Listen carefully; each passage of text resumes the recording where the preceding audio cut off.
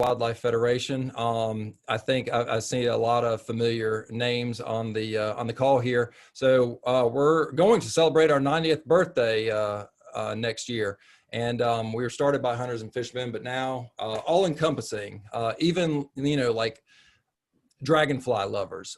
Come on, hop on the SCWF bandwagon, right? Yep. And I just want to intro Cameron just briefly. He'll get into a little bit about himself as well. But I met him about a year and a half ago. And one of the nicest guys out there, and I follow him on Instagram. And, as I followed him, I noticed that has a real, real talent for photography. And, there are pictures that'll just kind of make you stare at them for a little while and make you want to be there. And then you start asking questions like, why can't I take pictures like that? But he's a conservationist. He's going to school. Well, I'll let you talk about that briefly, but he's a wonderful, wonderful guy, knows his stuff. He's a great birder, great photographer, and look forward to seeing what he does in the upcoming decades for wildlife and conservation and spreading the good word about nature. So Cameron, I will go away and I'll pop up every now and then with questions. Y'all ask questions in the chat box just like before. And I'll interrupt Cameron from time to time with your questions. And if we don't get to them, we'll send you an email later with the answers. All right, Cameron, take it away, man. Cool. Yeah, I just thank you, Jay, for that great introduction. My name's Cameron, like Jay said, and hold on. Trying to get this chat box out. Okay, so I've been birding and kind of photographing birds for about 3 years. Kind of started off as I was just photographing wildlife, and then I got really into birds, and it just kind of has turned into like an obsession from there. I'm an environmental science major at USC. I'm 29 years old, and I for my camera, which you can kind of see here, I think this was, I use a 7D Mark II and a 400 millimeter f/5.6 prime lens. That's like that's my bread and butter for ducks and birds in general. It's kind of a sweet spot. I also, like Jay said, I'm on Instagram at birds or bust. That's where you'll see all my photos.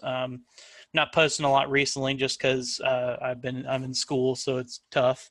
But hopefully it looks like we're going to end a little bit earlier this year because of the online nature of school. So hopefully that'll give me more time to get out and see ducks, because it looks like we end right as about the time that they start to show up, which usually there's a little bit of overlap. So I kind of have to sacrifice duck time for school time. So, but yeah. Let's see. So when we talk about waterfowl, there's and ducks and things, there's more to them than just mallards and geese that we typically think of. Up here in the left corner, we have a pie-billed grebe. It's not.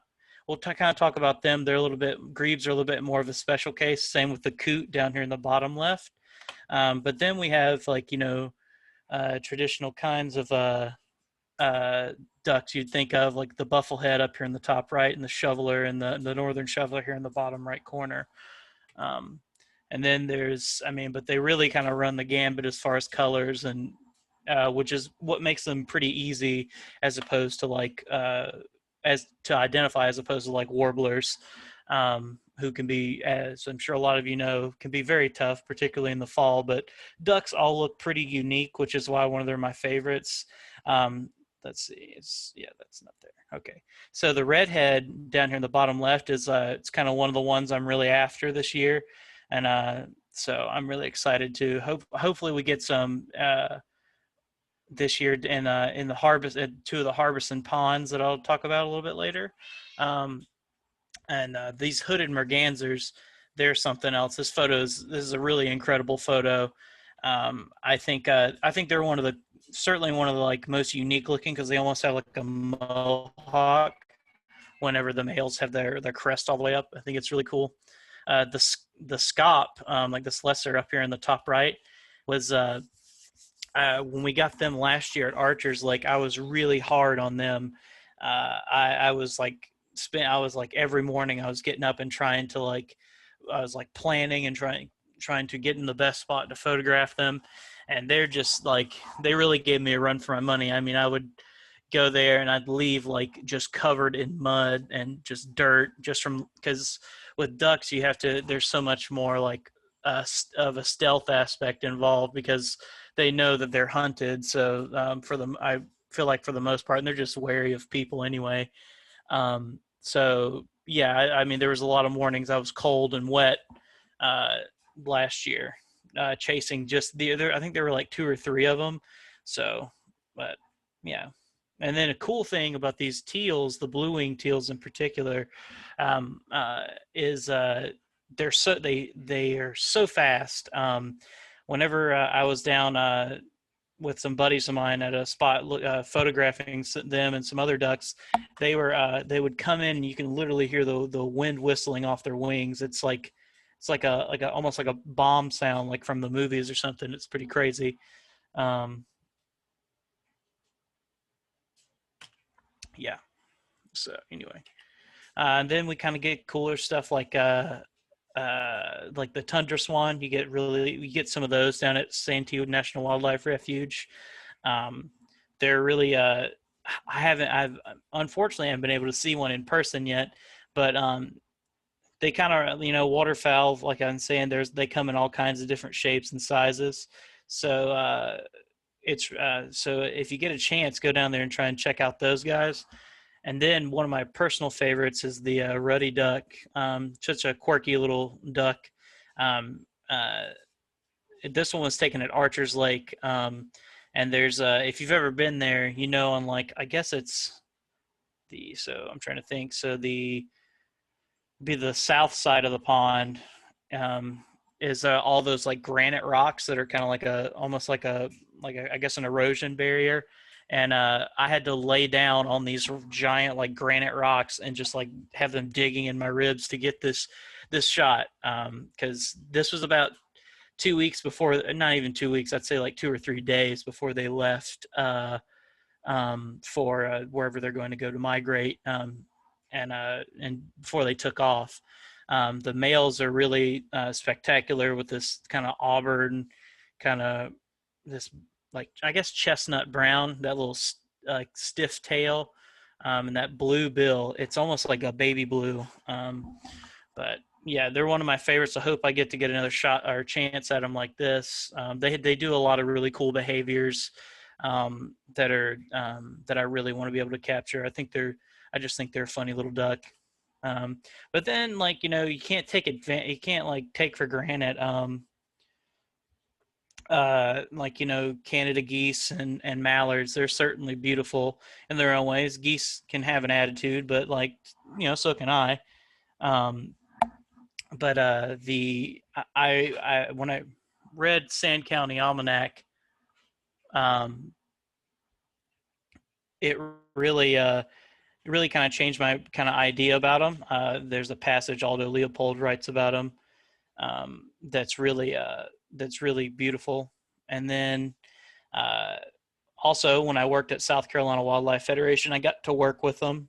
We had a couple that were injured, and I had to take care of them. And they're really cool bird. They have quite a lot of attitude though. Like I was taking care of one time, and I had to clean out its cage, and I had to put food outside of the cage to get it to come out. And I had to leave it alone. So I had to like leave the room, and I had to shut the door, and I'd come back in and I'd like peek in the door, and it would just stick its head out and hiss at me and then like go back in. And eventually it came out, and I was cleaning the cage out, and I had the food behind me, and I would just hear like the little pat of the feet coming up behind me, and I'd have to turn around because he was going to try and bite me. But I just found that kind of funny about them. I was like, I don't know. I've been bit by a bunch of different things working there. So I was like, a goose is just something else, but anyway, so where do these birds kind of go and come from? So we can see over here the northern shellers. This is their kind of it starts out in January. So you see they're kind of focused in a little bit on the West Coast, but mainly in the Gulf down here and along the eastern coast. But then we'll see as we get into around February, March, they're starting to move a little bit. And then late March into April, they start to kind of head into the up into Canada and places like that, and then they'll come back down to their wintering grounds. And then it's pretty similar, I guess, or a little bit not similar, but a little bit different with the bufflehead. They're more focused coastally. Like you'll see them all the way up the west coast here, and then in the upper portions of the east coast. And then let's see. And then they kind of seem to come inland and then follow the same kind of route. This upper part of like in Canada and Alaska is very important to them. That's where they're doing their reproducing and things like that. It's a lot of, tons of lakes up there for them. But yeah, Jay, do you have a question? Yeah, well, more of a comment. I mean, I love. I think this is Birdcast. Is it not?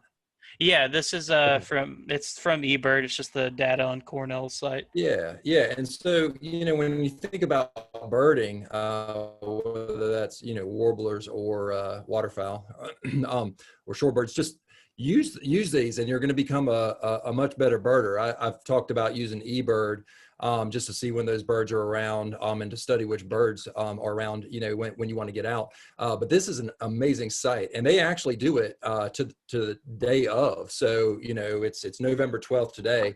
And, a lot of times you can go on and see that day what they're expecting, or the next day or the next couple of days. So, if you're wanting to see ducks, and since you're on this webinar, I would imagine you do, you can go on Birdcast and see when these ducks are coming down. I mean, like Cameron was saying, it gives you January to December, so the entire year.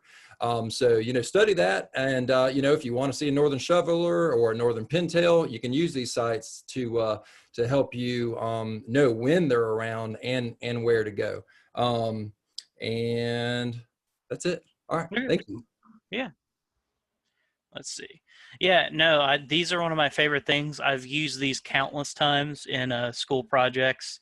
Like I did one on the prothonotary warbler, and they have the map like this is incredible. I mean, I use eBird both as a birder and as a bird photographer to kind of figure out where birds are.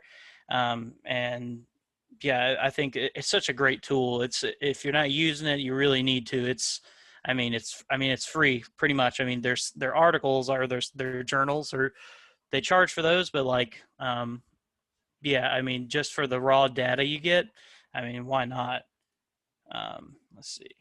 And then, so finding them. So I typically start to see stuff, like I saw a report, I think down in Augusta, they had gotten some ruddy ducks kind of already. So, or no, yeah, they're ruddy ducks. But typically I like to say they show up in like late November, like pretty late November and early December, early to mid really. So also something to take in mind with when we're going out for this is like at Santee National Wildlife Refuge, they have limited access in the winter for both the duck, for both just the migratory birds themselves, and I imagine for duck hunting maybe, but it's basically you have limited access to those areas. But so, and I'll talk a little bit about what you might need to kind of deal with that, to kind of adapt to that situation. But there are plenty of other places around the Midlands where you can see ducks. Really cool ones, like all the ones that pretty much all the photos of mine in here were taken in the Harbison area. So there's Archer's Lake that's right next to the AMC movie theater. It's a cool little pond. Usually you'll get ruddy ducks. You'll use usually like a big group of hooded mergansers that shows up. And they're, and I think there's at least, I mean, I feel like it's a whole fleet of them out there whenever I see them. But then Woodcross Pond is, or it's on eBird, it's called Harbison Pond, is over by the Home Depot. It's off to like a little bit behind it, and that's where I typically see the bufflehead. That's where redheads have been reported. and that's where I see a lot of the grebes. You can also see the grebes and cormorants as well at even maybe in Anahinga if you're lucky, at both of these ponds. But also, I mean, we have a plethora of national wildlife refuge sites you can go to visit. There's Santee, Cape Remain, Bull Island, Ace Basin's one of my favorites. I'm not sure about I think there's limitations on Ace Basin as well. Maybe Bull Island. I'm not sure about Cape Remain though. Or Roman. I haven't been there before. So, but another really weird place you can find ducks is like sewage treatment ponds, or I don't know if it's treatment necessarily, but it's just one of the end stages. There's one over. I'm trying to think of a good way to tell you where it's at. I think it's off of. I want to say it's off of 26. And it's people call it I think some people call it the magic pond, but there's like tons and tons of it's over by the Cracker Barrel over I think it's off of 26. I always get 20 and 26 mixed up, um but it's in the back of a neighborhood. But I mean, I saw tons and tons of scop and shoveler, not shovelers really, but scop, uh, even a couple, a bunch of mergansers, different gulls too. Um, Sometimes little blue herons, and that yeah, is off of it's real close to I-20. You can actually see some of the traffic going by sometimes. yeah. But that's a really good place to kind of get like a bunch of birds, and like if you want to see a bunch of cool ducks at once. Also, Lake Murray and Lake Marion are good places to go. I'm more familiar with Lake Murray, but any big body of water is good for these birds. You'll get common loons out on the lake. You'll get we had Scop out there. Me and my friend Vance, who he did a photography class on here. We've been out there, and I feel like we've seen loons, grebes, coots. I mean, you'll get like giant rafts of American coots out there. Wood ducks, geese. You'll get anything you can think of. Bufflehead. You'll get them out on the lake too. Um, there's a couple like wildlife management areas, Donnelly and Fance Grove. Fance Grove is up in the upstate. It's kind of like in that area around like Kiowee-Toxaway State Park. It's a little bit south of that, I think, but it's an area that Clemson manages for waterfowl. I think they have like a time limit. I think you have to be out of there by sunset, I believe. But yeah, I'm really curious about that one. I need to go check that one out, see what's in there. And then Donnelly, I've actually haven't had the privilege of going down there before. It's on my big to-do list, but I'm so busy with school and work that I never get the chance to. But my personal favorite is Phinizy Swamp. It's in Augusta. It's like maybe an hour away, and basically, let's see, I think I have a map. Yeah. So basically, it's this big like research park they have. It's incredible. My friend Vance, he turned me onto it, and he found this is where I see all the shovelers and redheads and widgeons. We saw like one or two American widgeons and a gadwall. I think a gadwall last year. So basically, it's a huge park. Like these are large cells. These cells are quite big. So basically, you park down here, wherever, if you can see my mouse pointer, right down here by where it says park entrance, you'll park. There's a little bridge across this creek here, and you can take it up, and you can go this way and follow. There's a boardwalk around where it says Rain Garden. There's a little it's like a little lake. There's usually some coots in there. I went there with my girlfriend the last time I went there, and there was like a ton of blackbirds and red-winged blackbirds and grackles, and they were doing like murmurations, which is really a really cool sight to see. I mean, it was like they were so loud it was like deafening. But you'd follow this boardwalk around, and then you follow along the edge of this cell here, and you go around this tower.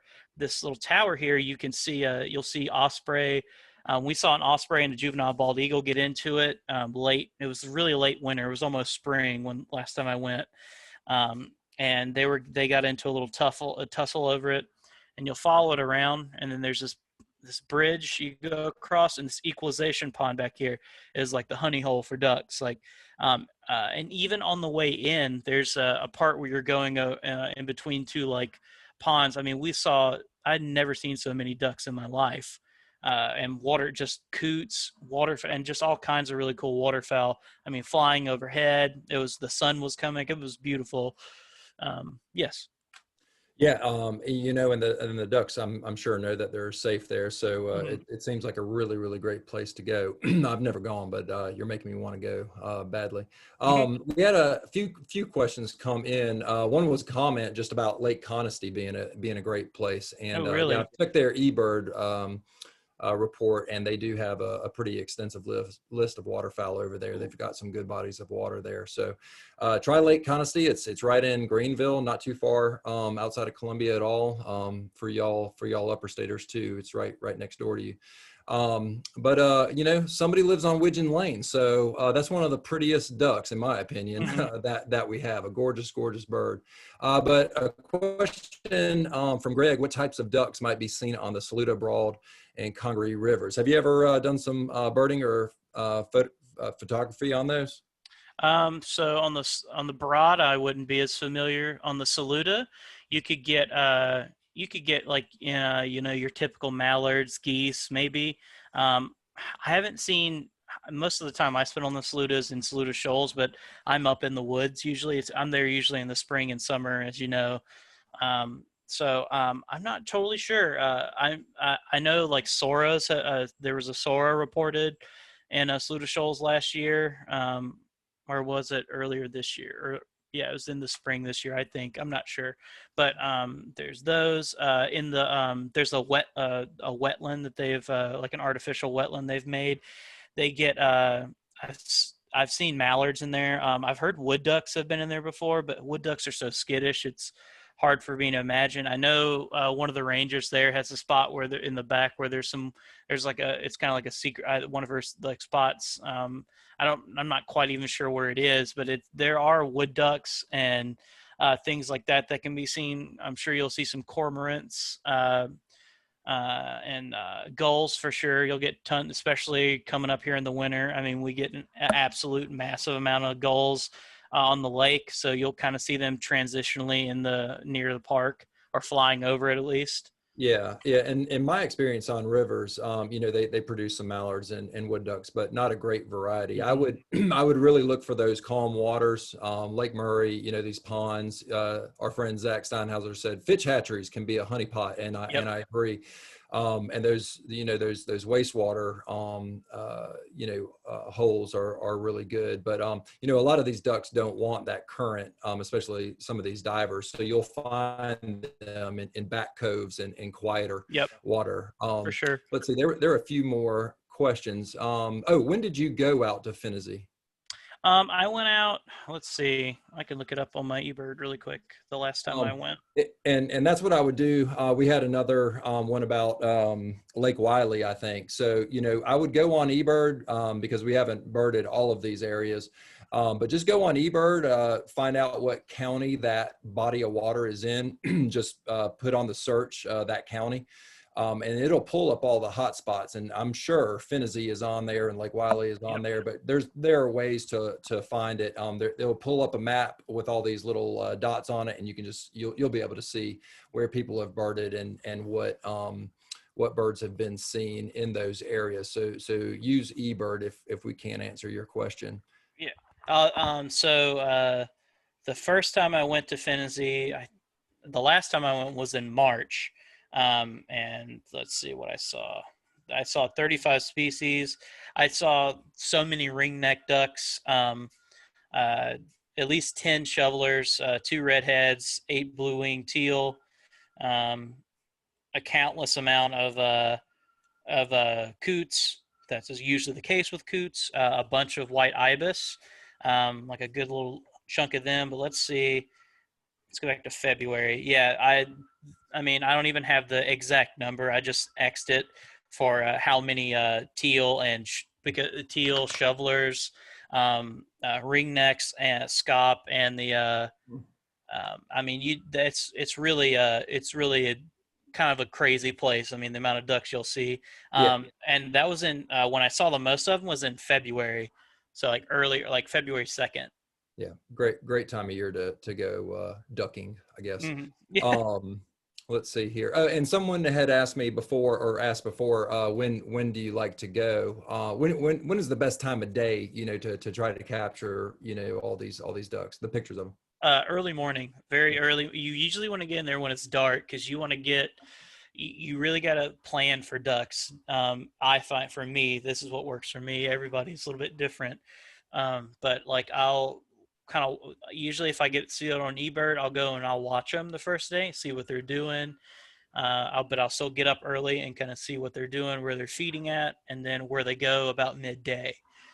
Then I'll come back. I'll go home and I'll kind of come up with a plan. Or I'll be thinking on the spot, like, yeah, I could do over here. Where could I set up?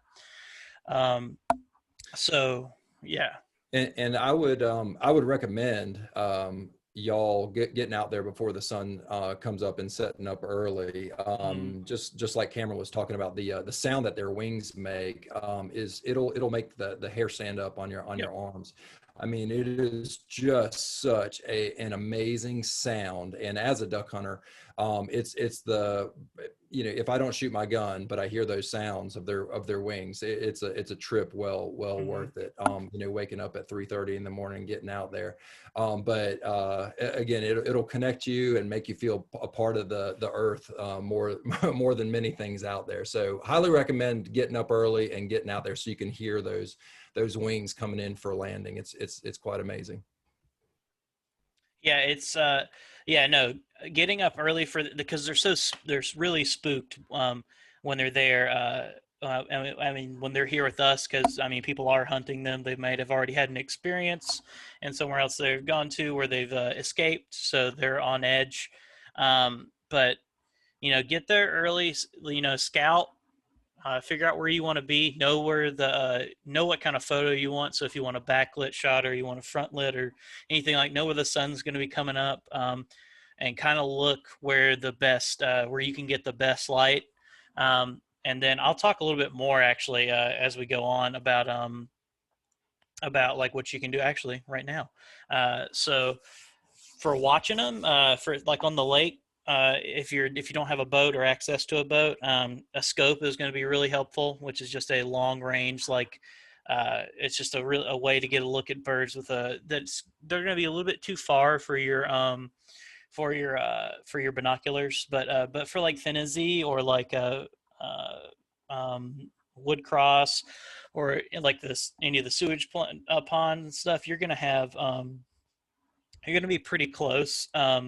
So you can usually get away with binoculars at those places, but on like bigger bodies of water, I would recommend a scope, or like I was talking about at Santee, they have it really cut off where you can be at, but there's like an observation tower, I'm told, and you can set your scope up there, and you can see the sandhill cranes, I think there's some spots where might be able to get a little bit close. You'll be closer to some waterfowl, but yeah.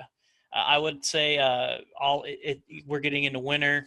What that really means temperature-wise for us at this point, I don't know, because it's been so mild of a fall. But when I'm out, my binoculars and I think they're metal, or no, they're plastic, but like it gets really cold in the wintertime, and then my lens, the prime lens, is all metal, so it gets I mean, my hands, like I get to the point where I'm like shaking. That's why I had to buy like a nice pair of gloves, so I couldn't get stable shots. Obviously always take water with you even when it's cold outside. You're going to need that to stay hydrated. A guidebook or an ID app like Merlin Bird ID or the Audubon Bird ID app, and a lot of patience. Like I said, they're pretty spooked out all the time, so they might, like, usually like at Phinizy, a group of them will take off and they'll do like a loop, and then sometimes like half of them will come back and then they'll land. For photographing, same thing, patience. you know, you kind of ducks are both very difficult, but also easy in some ways. Like they have tails, so if you're looking for that wing stretch photo, you can watch them, and the duck will he'll kind of like go down, get a drink of water, and then he'll like kind of dive underwater a couple times and get his like kind of cleaning himself off, and then you note at that point he's about to stretch and like dry himself off or kind of get some of the water off of him. So you can kind of predict when they're going to do that by just watching that behavior. So you can really set up a cool shot. Um, and then I would say you would need definitely think about getting some camouflage or at least a blind. Like I have this lens hide or lens coat lens hide. It's like a big camouflage blanket that's set up where I can put my it attaches to my camera. It has like a kind of mesh at the top so I can see through. But then it also has like a specific like a hole for my camera lens to go through, and I can like lay down on the ground because most of the time when you're photographing ducks, you need to be really either on the ground or in the water, which I'll talk about in a second. Um, but you want to be as low as possible so you don't so you can also get like a good perspective, but also you're presenting less of a threat than if you're just standing there. If you really want to go all out, you can obviously stand up and take photos. It's however you want to do it, But I use it for the photos I take. I use a 400 millimeter lens. That's what I think is kind of best if you're just kind of like casually doing it. There's no Unless you want to, ball out and go and buy like a 500 millimeter f4, then you do you. But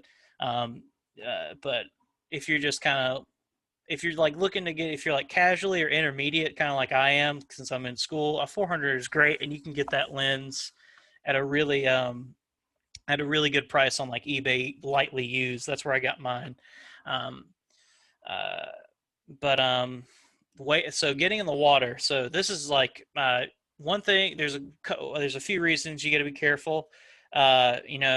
Obviously it's cold. You fall in. If you're kind of in a more isolated area, you could hypothermia is an issue. So plan for that. Be really careful if that's something you want to. Also, if you're going to an area like Phinizy that has a ton of large reptiles, I wouldn't recommend getting in the water. They're less active in the wintertime, but there were a couple days where I was out there by myself and it warmed up some, and they started to come out a little bit about midday. I didn't see any in the morning, but about 12 o'clock there were about 3 or 4 in that one pond back there. But also, I should mention about that place. Most of the places where you're walking are like they're on embankments that are like, I don't know, probably like 10 or so feet out of the water. Some places are lower. The equalization pond where I see all the ducks, there's kind of a mixed match of fence bits and pieces. But even then, it's still like up an embankment, like 3 or 4 feet out of the water, and then you're pretty good though. But just be careful with something like this because there's a lot of ways that can go wrong. Also, it's a good way if you're not careful, you dunk your camera in the water, then it's game over anyway. That's a really bad warning. And also, I always ask for permission. Usually most places are pretty good, like about like if as long as it's safe for you. Like I've asked people from the Irmo Parks and Rec if I could get in. I don't know if I really want to, but get in Archer's Lake or Woodcross Pond and get in there to photograph them. They're like, yeah, but they're like the bottom. They warned me that the bottom is really soft mud in one of them, so to be really careful. So that's a way you can take it. You can also people build like blinds for in the water, like it's like a floating hide essentially, and those are really cool. And that's another way you can like keep your camera safe, because if you build like a pontoon boat for your camera that you come up into, that's another way you can do it. Or some people though, like Scott Keys and Ray Hennessy, or who are a couple of really great photographers, they just use like a tripod. So there's a bunch of different ways you can approach photographing them, but I'd say for the most part, I just find a good spot. I lay down like where I can kind of get some cover to like break up the shape of my blind, and then I'm pretty good. But yeah, so when we get into dimorphism between in ducks, they're pretty obvious differences. Like we see the male here; he's got that beautiful iridescence on his head, um, mostly white in the chest. But then the female, and he'll have like black here on his wings, and then I believe, and then he's kind of white on his butt and everything, or his rump. And then the female is more; it's kind of like black and white, more kind of subdued. As you know, if you're familiar with birds at all. Um, you kind of know how generally how dimorphism works in birds between obviously between males and females. Like the shoveler here, this is the male. He's beautiful, got that emerald kind of green and that kind of nice, like I guess kind of I don't even know like chestnutty kind of brown, and that blue right there is really nice on the wings. But then the female's more drab, kind of like a mallard female. The teal is another good example. The female is kind of the same, very drab, just kind of normal, and the male is almost got like leopard print, and then and then that blue head and the little white there. And then mallards, we're all familiar with them. The male, classic duck, and then the female. But then you get into stuff like mottled ducks and black ducks, and those are really tough.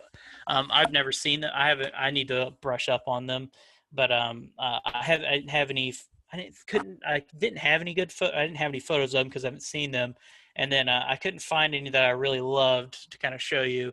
But they're interesting for sure. And then there's some more ambiguous kind of uh, dimorphism, like in the ruddy ducks. I wish I had this female in focus, but she wasn't having it that day. But you can see the male here, that once again, that chestnut kind of color, and that baby blue bill and the black tail. But the females kind of can basically look like an immature male, like we see in like young warblers, or in like a painted bunting, like the young males look like the females. But this could have been an immature male easily.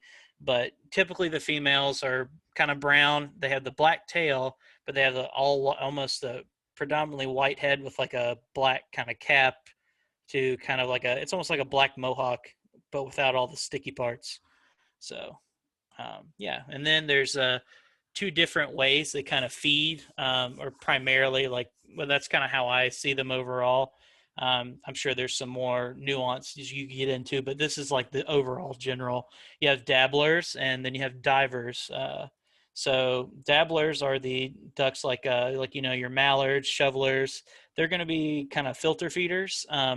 They'll eat. They're omnivorous, so they're going to eat like insects, worms, and then like plant matter. So little like just little bits of plants and things.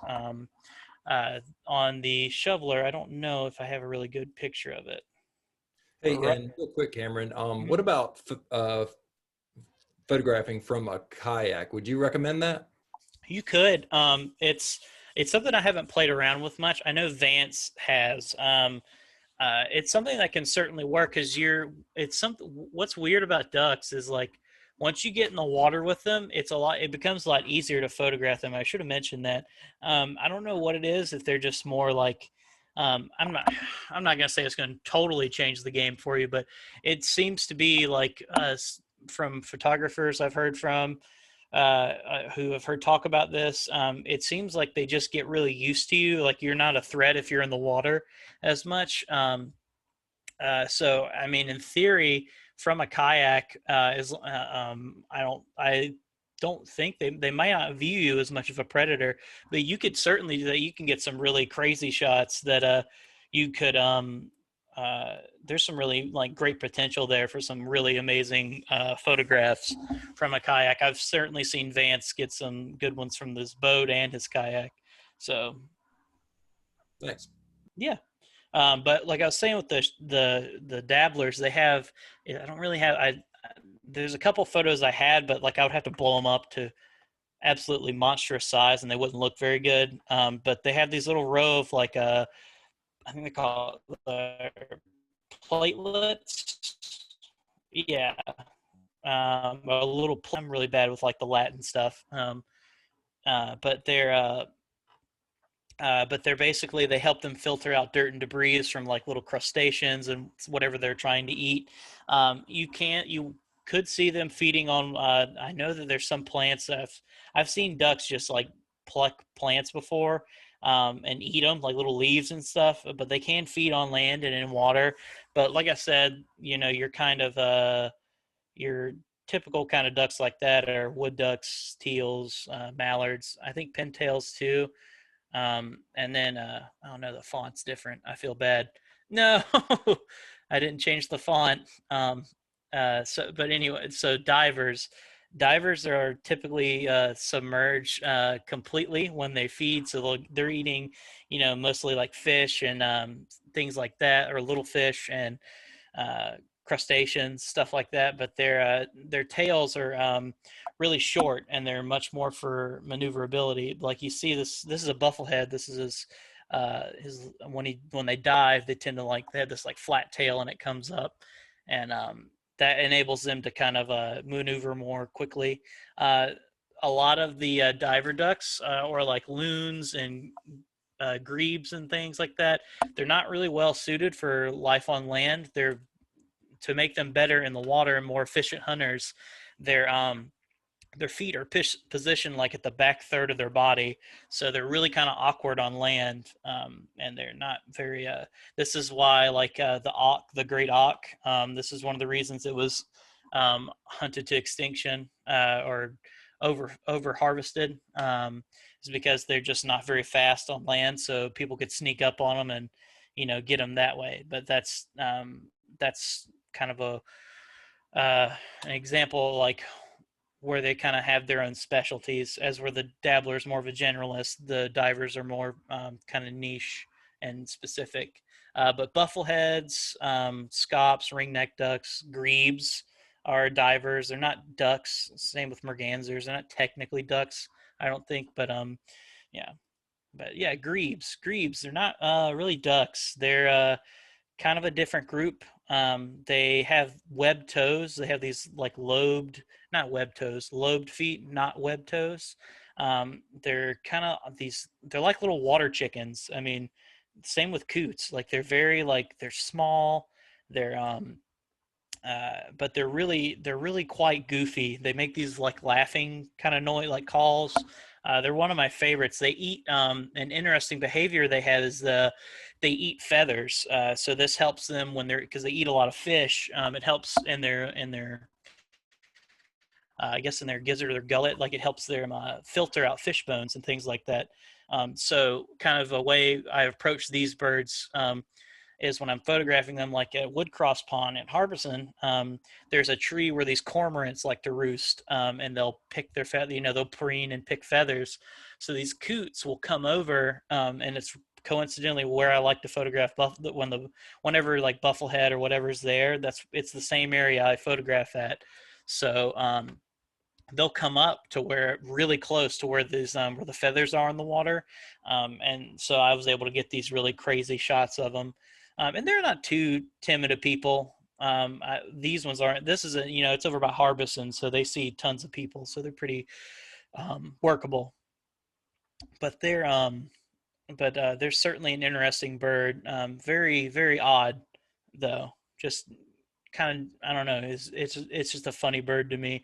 But they typically they nest in water, like kind of like common loons. They they'll build their nest at a plant matter and things like that. I think, yeah, and then there's I think most of the I think I'm not sure. I'm not really as familiar with all the mergansers and things like that. I believe they do build their nests in the water like this as well. But the babies for these guys are really cute. They have like a piebald kind of head with their black and white kind of stripes. Um, you can actually Phinizy is great for seeing these guys. They have like usually they're, if you look at like eBird, their breeding range is like up in the north mostly, but in but if you when I was like exploring Phinizy's like eBird page and like looking at all the reports, there's pictures of these guys with the babies and things like that. So you can go there and potentially see some of their babies. They're really cute. I just think they're such funny little like water chickens, man. Um, like this one here is like so plump. Look at him, just plump. But then like coots and gallinules are kind of in that same family. I mean, look at the bill. The bill is similar in a lot of ways. Even markings wise, but they have those lobed feet. These guys, you'll most like the gallinules, you'll see them walking over these in this kind of water in the walking in this. Coots, I don't see them doing it as much. I mean, usually they're swimming more, but these guys will be walking around, kind of looking for like little invertebrates to eat and things like that. But yeah, ducks have some really interesting nesting habits. Um, it's kind of one of my favorite things. My favorite things about them um, uh, is just how varied they are. Like wood ducks, like this lovely duck here. They're cavity nester, so they're actually, they'll like people, of course, like DNR has their uh, nest box program. I think South Carolina, we have our own where we do our nest boxes, but they nest in these cavities, and it's really interesting. Um, it's kind of a weird thing to see a duck in a tree sometimes.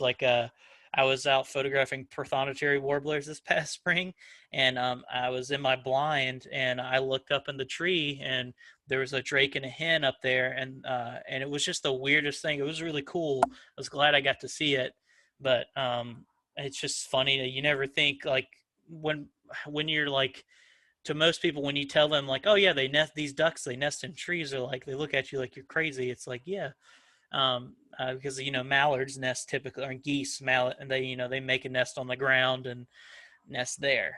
But also hooded mergansers are cavity nesters. Common mergansers, buffleheads, which is a really funny. I don't know why I find that so odd that bufflehead are cavity nesters. They're I guess it's just because of how vibrant they are. Just the black and white contrast, and then that males with that head. Goldeneye are cavity nesters as well, and then the black-bellied whistling duck, which is one of my personal favorites as well. I love all these ducks; they're all my personal favorites. So, but yeah, we were talking kind of about the duck stamp earlier. Uh, while a lot of other birds, as I'm sure a lot of you know, have seen major decreases, particularly in populations, particularly in grassland birds. I think they've had like a 75% population decrease over the various species. It could be it might be a little off, um, but ducks, on the other hand, due to things like the duck stamp, where they're using the money to buy land, up to over 6 million acres of land, almost 6 million acres of land since 1934. Um, that's been able to, see their populations actually increase by 50%. And this also helps other species, wetland kind of species. Um, like I think osprey and other birds of prey also saw a increase in that study as well. Their populations grew, and turkeys. So clearly, we see. I believe that this is a correlation. I don't have all the data, so I'm not. Going to profess for this to be the correlation, but we see in game species where there's where a lot of the money from hunting and things are going directly to like for the Turkey Federation, or from Ducks Unlimited, these extraneous or extra organizations are putting more money into conservation of these species for game hunting. It's just an extra boon that they get. And then of course the duck stamp, the funding is it's just such a nice amount that goes from it to like it's 98 cents of every dollar, and their $25 goes directly into acquiring that land and acquiring easements. And then there's the Federal Aid and Restoration Act. It funds a bunch of different programs, uses the taxes from ammunition, firearms, and other items to fund state wildlife agency programs. And since 1937, this has contributed about $14 billion to overall. Hey, Cameron, can I say a couple things about the duck stamp? Yeah, go ahead. Hey, and that dollar amount is you might have hit an extra number right there, but it's contributed about just under, or maybe by now, maybe around $1 billion since 37. So Jay. So this is different. This is the duck stamp is because I looked at it, the Federal Aid and Restoration, Wildlife Restoration. Okay. It's a different act, yeah. Because I was like, wow, that's a lot of money. That is a lot of money. Well, I mean, it makes sense, right? I mean, there's all those individual items that they're going from. Absolutely. So. No, that's fantastic. And just I'm always selling the duck stamp, and now we literally sell the duck stamp. So if you want a duck stamp, please go on our website and order one. But these are just some fun numbers for y'all regarding the stamp. But I just got this recently. According to the U.S. Census in 2009, 24 million Americans play basketball, 23 million play baseball, and 9 million play football. So at the same time, there are around an estimated 60 million American bird watchers. So think about 60 million bird watchers, purchasing this duck stamp for $25. And just real quick calculation, that's $1.5 billion. And I know that's a bit idealistic to think all 60 million are going to purchase one, but could you imagine if just 1% of that 60 million would purchase a duck stamp? But that would still be a lot of money. And then you start thinking about our wildlife refuge systems here in South Carolina. Cape Romaine is 66,000 acres. 22,000 acres of Cape Romaine was purchased using the duck stamp money. So I actually have a buddy who will not purchase a duck stamp because of its ties to hunting, but he loves going to Cape Romaine. So my joke to him is every third step he should just jump because that was purchased by a duck hunter, right? And Carolina Sandhills, there was around 580 acres purchased, which is only 1.5% of the total area there. Santee, however, 4,300 acres. Was purchased from the duck stamp sale, which is about 34%. Savannah, 52% was purchased through duck stamp money. So that's 7,991 acres. Waccamaw, 2,600 acres, which is about 9.2%. So overall in South Carolina, we have about 38,000 acres that was purchased through duck stamp sales, which is about 22% of all that land. So you can see that money is used for great places, conserving great places. And I know a lot of y'all have done other birding or done birding at those, gone birding at those places and have seen loads and loads and loads of other not only birds but wildlife. And just one other thing. This was pulled, I think, from the National Wildlife Refuge system website, but it was a Delta Waterfowl article. Of the 50.2 million visitors of the refuges, I think this was from 2016 maybe, 2.4 million visits were from hunters. So only 5% of those visits to those areas were from hunters. And think about all those other people, the 95% other. Think about them. Do they buy duck stamps? And what would it look like if they did? So if you're not buying a duck stamp, please consider it. And again, we do sell them. So let's see if we can increase the percentage of non-hunters purchasing those. So I'll be quiet now, Cameron. I appreciate it. No, you're fine. I mean, that's relevant. I mean, that's certainly relevant information. It's incredible. I didn't have all the numbers on all the land in South Carolina alone, but this is the black-bellied whistling duck over here.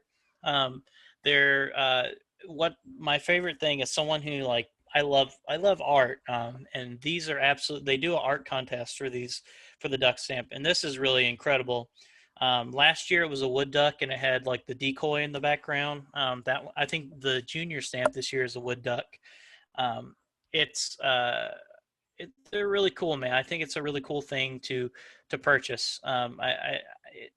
I haven't gotten mine this year, but I probably, when I get paid this weekend, I'm probably gonna go and pick up my duck stamp, because I want the one with the whistling duck on it.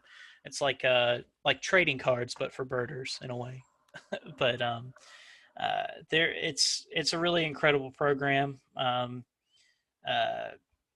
I mean, I think also, Jay, you might be able to correct me on this, but I think it gets you into, if you have to pay to get into a national wildlife refuge, I think it gets you in for free, if I'm not mistaken. Yeah, it does. But It does. yeah, so that's another boon of having it. And I keep mine. If my laptop had decided to cooperate today, I could have shown you. I keep mine in like a little. You can get a little plastic holder. Jay gave it to me, as a matter of fact, and it's a little holder. You can put your duck stamp in there, and I just have it right on my binoculars. So when I'm out, if someone like who's maybe not a birder, or someone who's just not familiar with the program, or someone who's just interested in it, I can kind of show them, and I have that physical representation to kind of be like, this does, like, this little stamp does like this much stuff. So yeah, but I think that's all I had, really. Can I ask you a question? We have a good one Yeah. from Greg. It says, has warmer winters affected the patterns of duck movement and the timing of their appearance in our area? Do you know anything about that? I would wage, I think it's hard to say right now. I think, a lot of that kind of data we're kind of learning about that. It'll be interesting here in the next couple of weeks to see what happens, to see what shows up in the going, because if this is on track for the winter we're going to have, then certainly we might not get ducks until much later in the year.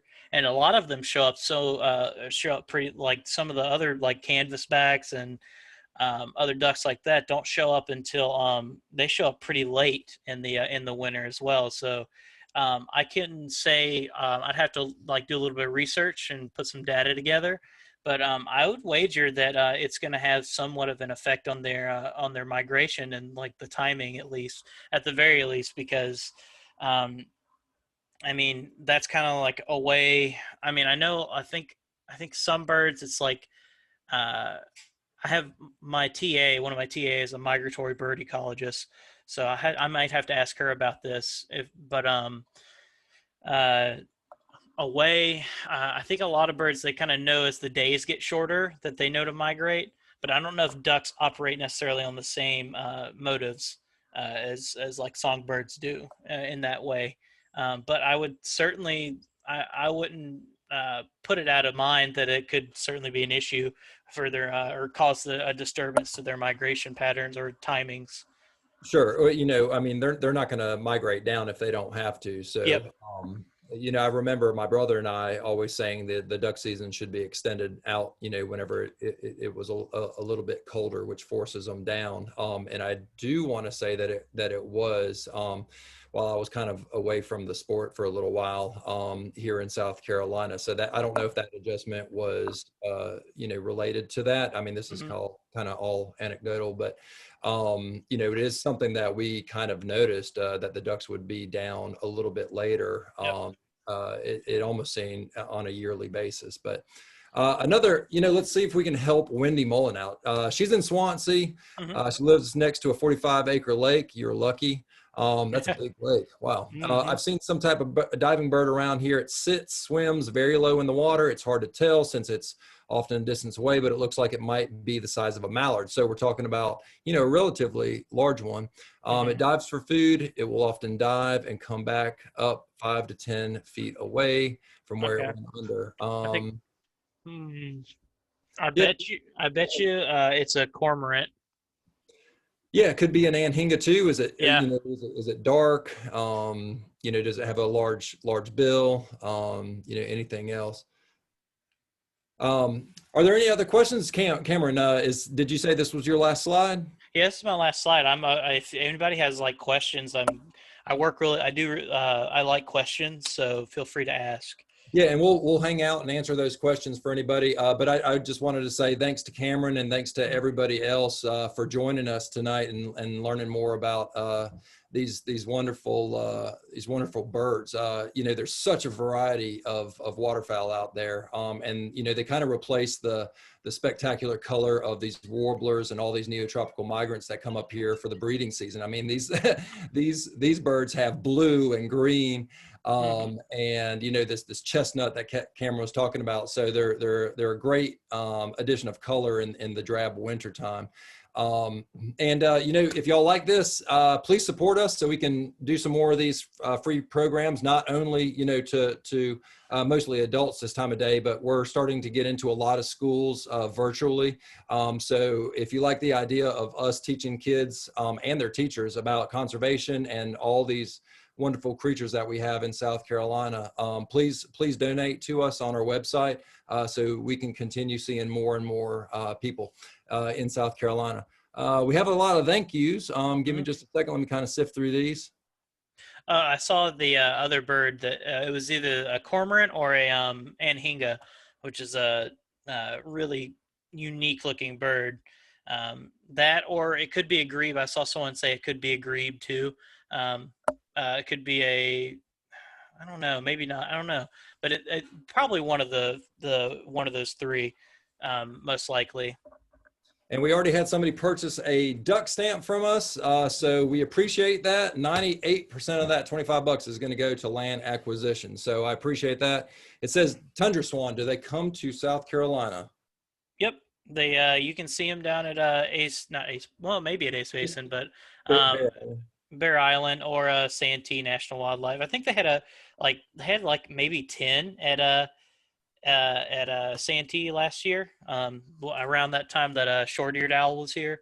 So I didn't get to see. And again, if you're not around somebody that you can ask, you can just easily go on eBird and search that species, and it'll tell you exactly when and where you can see those birds. Yeah, and like I said, my my Instagram handle is @birdsarbust. So you can just, if you want, you can send me a message on there, and if you need, like, if you're looking for something, or if you have a bird you don't know what it is, like, I can help you out with that too. Yep. Thank you, Jay. Awesome. Let's see. Well, we're the bomb. Yeah, nice. So I appreciate that. I'm glad you learned a lot. Let's see. Please list okay. Please list ducks nesting in tree cavities again. Would you mind showing that slide real quick? Let me go back. Oh, right there. The cranes you can see at Santee a lot. I'd have to check eBird to see where else, but I do know almost a yearly basis that the cranes go to the Santee National Wildlife Federation system down there. Yep, that's one I got to get down there to see. They're one of my favorite birds. I love like waders and birds like that too. Yeah, hooded mergansers are. That's a good one. Sesqui's is a really good place to see ducks. I forget about that.